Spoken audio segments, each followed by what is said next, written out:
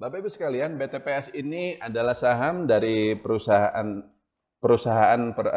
perbankan syariah ya. Sebenarnya dulu bagus, tapi sampai 2023, 2024 kemarin dia turun gitu kan. Nah di 2025 ini baru laba dia mulai naik lagi dan sahamnya pun memang sudah mulai naik lagi ya. Jadi dari waktu kemarin dia masih di 800, 1000 lah ya, lompat ke 1100 dan sekarang dia lanjut naik ke 1490. Dan kalau misalnya memang kinerjanya laba bersihnya, ya ini kan coba kita lihat.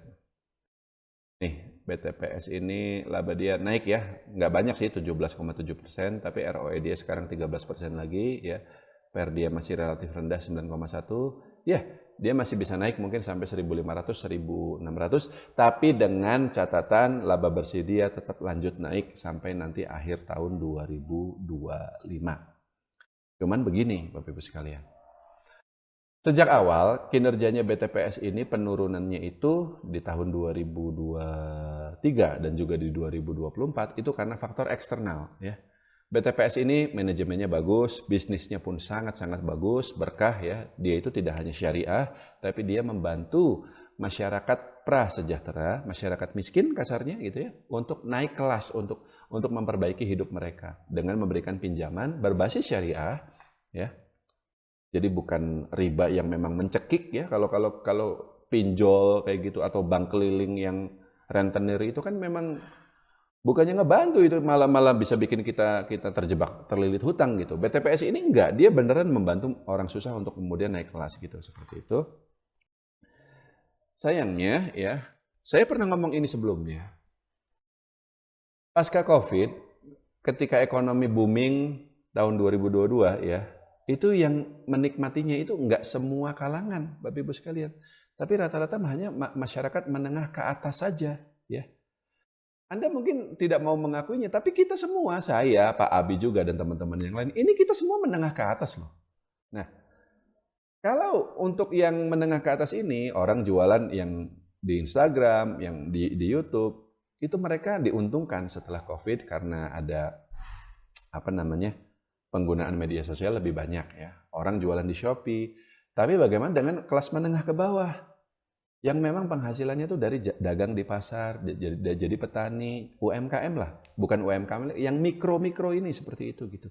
Mereka itu ketinggalan Pak, bahkan justru tertekan. Orang jualan di pasar ya, jualan baju nih di toko baju di pasar gitu ya. Ya sekarang mereka sepinya, wah udah parah banget sepinya karena orang pada pindah semua ke online seperti itu. Dan itu terjadi sampai hari ini. Itulah yang bikin kinerja BTPS meskipun di 2022 sempat recover, di 2023-nya turun lagi. Karena apa? Karena sebagian besar klien nasabah mereka itu kelas menengah ke bawah ini. Orang-orang wong cilik ini, yang susah-susah ini gitu.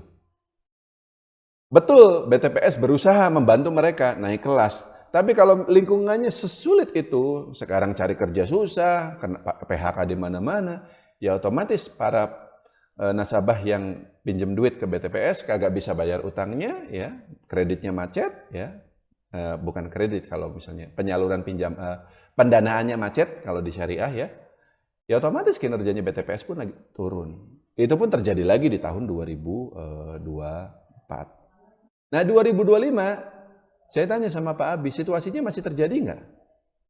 Maksudnya orang-orang kecil ini masih susah gitu, masih terjadi nggak? Masih Pak, kalau dilihat dari pasar sih kayaknya masih banyak yang masih mengeluh lah kalau dilihat di Betul, internet itu. betul. Balik lagi ya. Kata siapa Indonesia susah itu orang padel pada rame tuh, orang main padel olahraga mahal. Ya tadi saya bilang yang menengah ke atas mah masih.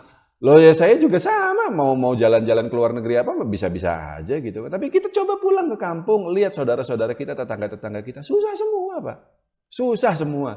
Dan itu masih terjadi sampai sekarang. Artinya, nah betul kinerjanya BTPS tahun ini naik lagi. Mungkin karena manajemennya kerja keras gitu. Jadi meskipun situasinya masih susah, tapi ya mereka cari solusi lah gimana caranya biar beradaptasi gitu, biar kinerja kita masih bagus. Hasilnya akhirnya memang masih bagus. Tapi kalau lihat situasinya yang masih susah begitu ya, apalagi orang-orang kecil masih pada kena pinjol, masih pada kena judol dan seterusnya. Maka masih dipertanyakan gitu. Saya masih belum cukup yakin kinerjanya BTPS ke depannya masih akan bagus seperti itu atau tidak gitu ya. Ada kemungkinan turun lagi Pak Abi gitu. Jadi saran saya kalau memang udah pegang sih nggak apa-apa, hold aja. Di average berapa Pak Abi BTPS ini? Di 1385, Pak. Sekarang di 1480 kalau nggak salah. Lo udah profit loh berarti ya? Lo kalau gitu Iya, justru udah profit dari pegangnya udah lama sih, Pak. Tapi di 900-an tuh saya average terus sih. kalau kata saya sih justru sekarang mungkin waktunya jual dulu mungkin. Setengahnya lah Pak Abi. Misalnya Pak Abi pegang misalnya berapa? 1000 lot misalnya. Ya jual 500 dulu lah. Karena di kuartal 2 sama kuartal 3-nya kita belum ada gambaran gitu loh. Ya. Tentu saja kita berharap kinerjanya BTPS masih bisa tumbuh. Manajemennya benar-benar bagus, bisa beradaptasi seperti itu. Tapi yang kalau kita lihat lingkungannya kan kemungkinan masih akan turun lagi kan. Karena orang susah masih benar-benar dikerjain habis-habisan sekarang ini. Itu masih susah banget lah di Indonesia seperti itu. Tapi kalau memang kinerjanya bagus ya udah dia bisa lanjut naik sampai 1.700 ya harga sahamnya gitu. Cuman kalau memang posisinya udah profit, jual dulu lah sepertiga Pak Abi ya. Sisanya baru di hold gitu. Cukup Pak Abi?